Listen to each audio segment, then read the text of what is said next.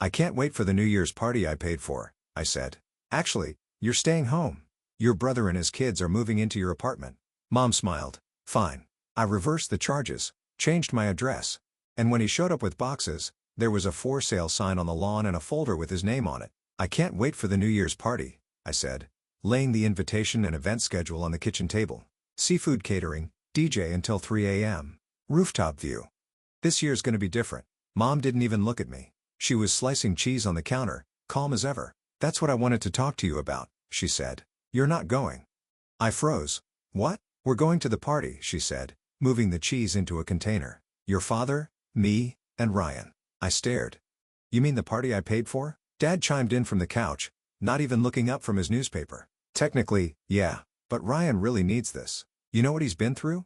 I turned to my brother who was standing in the doorway holding his youngest. He didn't look uncomfortable at all. Kelly's been a nightmare, he said. Like that explained anything. The kids are non-stop.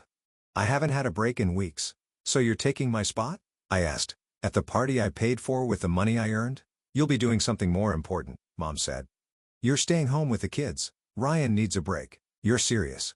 We're just asking you to help out, she said. No, I said. You're not asking. You already decided. Ryan shrugged. Come on, man. It's just one night. The kids love being with you. I laughed once. Of course, they do. I'm the only one who actually takes care of them. Watch your tone, Dad said, still not looking at me. Oh, and one more thing, Mom added. Ryan's going to be staying with you for a while. What? He can't afford rent since the divorce, she said, like it was obvious. He'll move into your apartment with the boys just until things calm down. I stared at her. You decided to move him and his kids into my place without asking? You live alone, Dad said flatly. There's room. I looked around. Mom's still chopping. Dad's still reading. Ryan now flipping through channels on the TV like he lived here. They'd all decided this before I even walked in. Fine, I said quietly. Go. Have fun. Mom glanced up at me. Really? Really? I said, turning and heading to my room. I shut the door behind me. They thought I was sulking. I wasn't. I was thinking about how to make sure this would be the last time they ever used me like this again. I went back to my apartment that night and just sat there in the dark. They'd already decided that much was obvious. The party wasn't mine anymore. My apartment wasn't mine anymore. And apparently, neither was my money. But this wasn't new. This had been building for months. Ryan moved back in with our parents after the divorce. First, he said it was temporary. Just until I find a new place, he told me. That was 5 months ago. Since then, every second conversation was about how hard everything was, how Kelly left him with nothing, how the legal bills were piling up, how hard it was being a single dad. I listened. I helped. I even gave him money. Small things at first. Can you cover the kids' school shoes this month? Do you mind grabbing diapers while you're out? Hey, man, can I borrow $100 to fix the stroller? And, of course, I always said yes. I told myself it was short term. I told myself I was doing the right thing, but then the asks got bigger. One week, it was $300 just to catch up on a bill. The next, it was groceries, then gas money, then Christmas presents for the kids because Kelly's being difficult. I didn't keep count at first. I should have. But by mid-December, I'd already sent over $1,000, and not once did he say thank you. Hey, Ryan said one afternoon while we were in the car, are you still living alone? Yeah, I said slowly. Nice. Your place has that second room, right? I nodded, but something in his tone made my stomach twist. He grinned. Would be way easier if I just moved in with you. I mean, no offense, but you don't even use that room. It's just sitting there. Are you serious? What? It makes sense. I already feel like I'm crashing at Mom's forever. It's getting weird. You've got space, no kids, no girlfriend. I didn't answer. Later that night, Mom called. We've been thinking, she said. It would be really helpful if Ryan and the boys stayed with you after New Year's. What? It's not permanent, she added quickly. Just until he figures things out. He needs a fresh start. And your place is quiet. It'll be good for the boys. You talked to Ryan about this? We all did, she said. Like that was totally normal. He's excited. He says the kids love you. That's great, I muttered, because I haven't agreed to anything. She paused for a second. Then, don't make this about you. He's struggling. That was the line I'd heard all year. Every time I tried to push back, it was, don't be selfish. Every dollar I gave, it was, you don't have kids. You can afford it. Every holiday, every favor, every weekend spent babysitting, it was, just help out a little. They called it family, but I was starting to realize what it really was, a one-way street. And I was always the one giving. The next morning, Ryan texted me a picture of bunk beds. Think this setup would fit in the extra room? No. Can we talk? No. Are you okay with this? Just an assumption. I stared at my phone for a long time. Then I opened my banking app. Looked at the transfers, the cash, the gift cards, the birthday presents, the pizza nights, the school trips, the utilities I paid just this once. I added it up in my head. My jaw clenched. Over $2,000 gone since summer. And now he wanted my space too. I felt something hard settle in my chest. No one ever asked how I was doing. No one cared what I was giving up. They just wanted more. I didn't sleep that night. I lay in bed, eyes wide open, my mind racing with everything I should have said, everything I should have done sooner. And around 3 a.m., I stopped thinking. I started doing. First, I pulled out my laptop and canceled every booking. The rooftop venue, the DJ, the seafood catering, the champagne order. Then I called my bank and reversed every charge I'd made for the New Year's Eve party. Each cancellation felt like a cut rope. Then, I opened another tab, and I listed my apartment for sale. January 2nd arrived. The air was cold, the sky dull, but I felt sharper than ever. I had already moved into a short-term rental across town. Nothing fancy, just clean, quiet mind. I packed 2 suitcases and left everything else behind. No calls. No texts. Just vanished, but not without leaving something behind. At my old place, I taped a large envelope to the front door. A thick, heavy folder with Ryan Grant written across the top in red marker. And in the front yard, a bright red and white for sale sign hammered straight into the frozen lawn. 3:27 p.m. My phone lit up. Ryan, on the way over. Kids are excited. Got all our stuff packed. I didn't answer. I was sitting in a cafe a few blocks away, watching it all unfold from a live security feed I'd installed a week earlier, just in case. 15 minutes later, he pulled up in the minivan.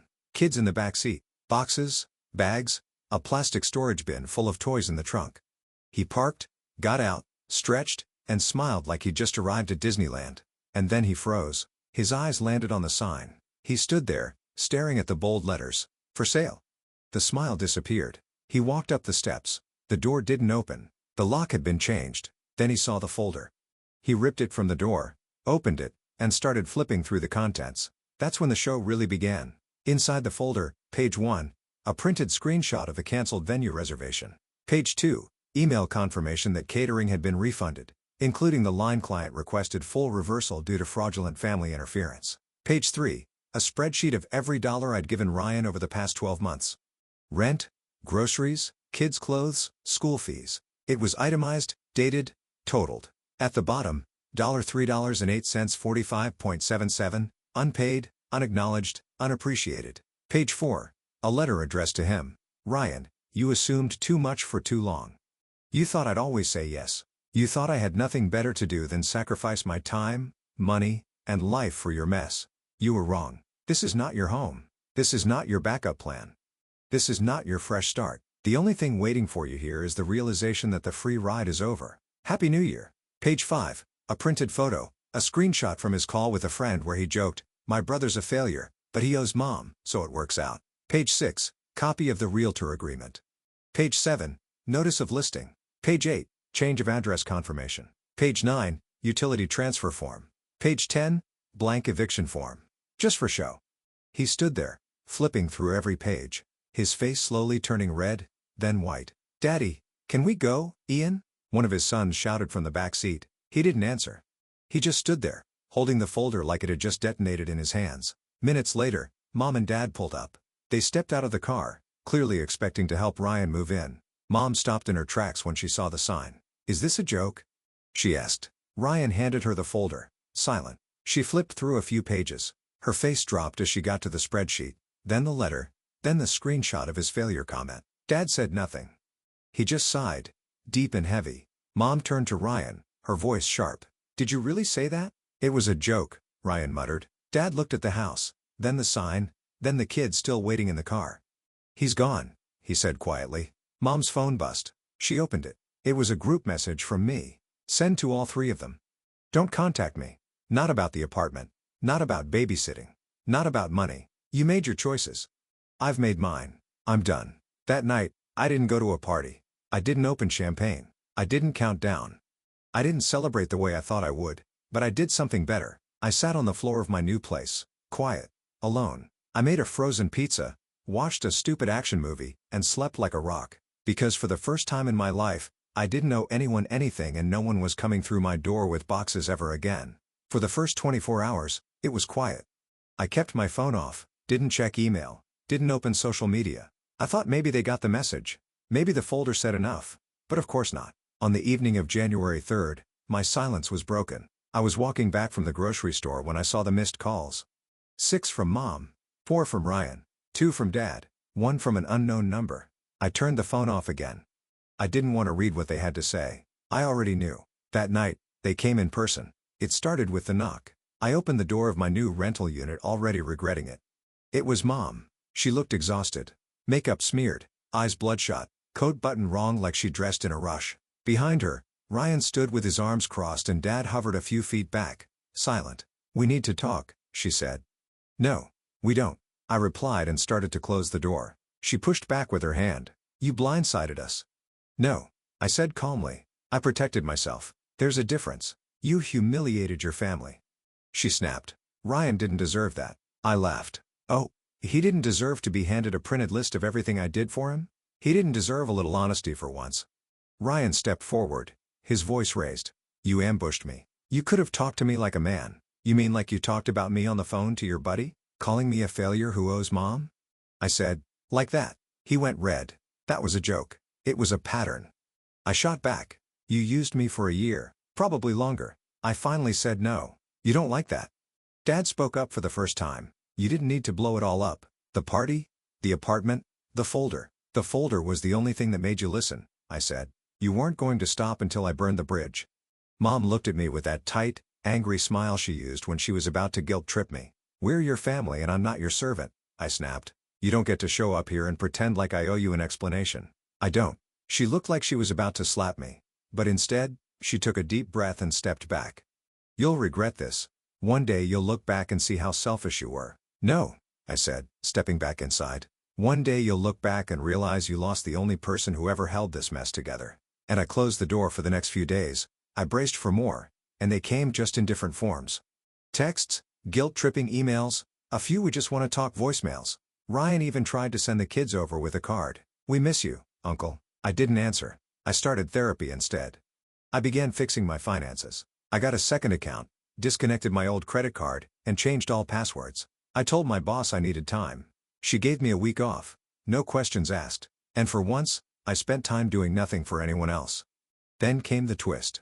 A week after the blow-up, I got a call from a number I didn't recognize. Normally, I wouldn't pick up, but something told me to answer. "Hello?" A pause, then a soft voice. "Is this Michael?" "Yes. My name is Karen. I'm Kelly's sister." My stomach turned. "Kelly, Ryan's ex, the mother of the kids. I hope this isn't a bad time," she said gently. "I just wanted to thank you." "For what?" "For everything you did for those kids and for Kelly and even for Ryan."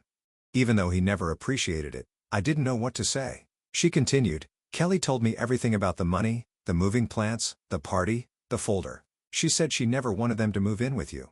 That Ryan did all that behind her back." I froze. "What?" "She only found out when the boys came back crying, saying they couldn't go to Uncle Michael's anymore. She was furious. Said he had no right. She wanted me to tell you. She's sorry for everything." I sat there in silence, gripping the phone, and Karen hesitated. "I don't know if you know this, but Ryan tried to take out a loan in your name." My blood ran cold. "What?" "Kelly found the paperwork. He used your info." She stopped it, threatened to call the police. "He backed down, but you should probably check your credit report." I didn't speak. Karen continued, her voice shaking a little. "I know you're done with them. And honestly, you should be. But I just wanted to say thank you for not becoming like the rest of them." Then the line went dead. I sat for a long time. Then I opened my laptop and pulled my credit report. And sure enough, there it was. A hard inquiry from a loan company I'd never contacted. He tried. He actually tried. And that folder? It saved me from something much worse. They thought I was dramatic, overreacting, cruel. But the truth? I got out just in time. I always thought cutting someone off would feel like violence. Like slamming a door. Like screaming. Like burning a bridge and watching the flames dance in the dark. But the truth? It felt like silence. Big, deep, necessary silence. It's been a month now since I closed the door on them. My family, the party, the guilt, the never-ending expectations. I wake up in a different apartment. I walk different streets. I drink coffee alone, And no one asked me to pick up diapers on the way back. No one texts me about a quick transfer just this once. It's quiet, but not empty. For the first time in years, the quiet feels like freedom. I started therapy seriously. Told my story out loud, beginning to end. The part where I paid for everything. The part where my brother called me a failure behind my back. The part where my parents said I didn't need anything because I had no responsibilities. My therapist asked me something that hit like a freight train. What would happen if you stopped being useful? I knew the answer. They'd drop me. They already had. Because once I stopped paying, once I stopped bending, I stopped maturing. They didn't love me. They loved what I did for them. And that realization shattered something deep inside me. But when it broke, it made space. Space for me. My credit is locked now.